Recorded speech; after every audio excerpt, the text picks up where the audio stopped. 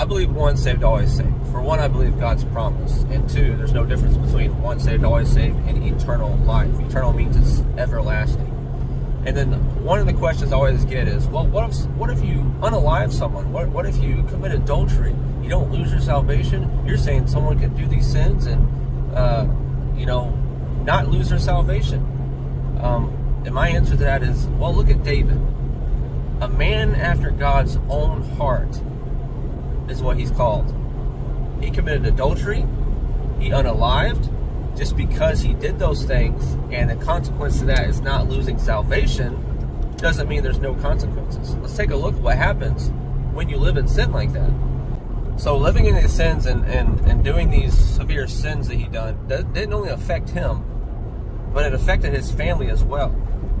For starters, the baby that he had with the person he had committed adultery with, Bathsheba, that baby unalived, the sword of evil would not depart from his house. There was constant strife within his family. And his son, I'm probably going to butcher his name, but I think it's Amnon, committed incest.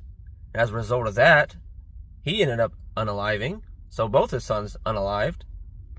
David lost moral authority through his household. He did not have it no longer. There was a widespread plague on the nation because of something David done. So living in these sins has consequences. And no, David never lost his salvation. We read in Psalms 51. He lost the joy of his salvation because he's under his guilt for living in all his sins. He's disobeying God. He doesn't have that good conscience toward God anymore.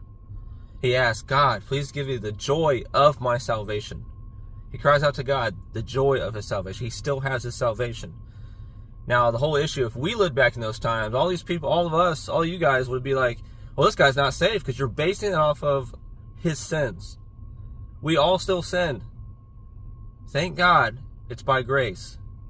You guys would have said he's not saved, but the Bible calls him a man after God's own heart. And that's where we have an issue, because you guys are basing people's salvation on their own works. And you're not saved by your works. You're saved by Jesus Christ alone.